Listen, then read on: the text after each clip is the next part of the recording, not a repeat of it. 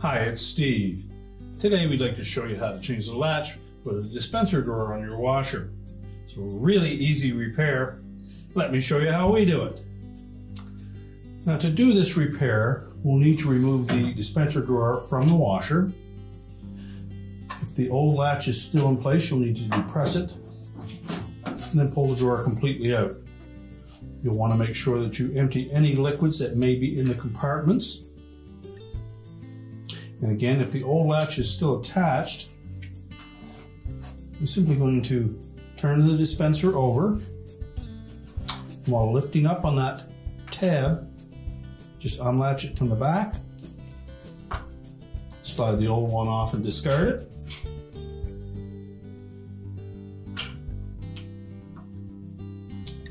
Line the new one up,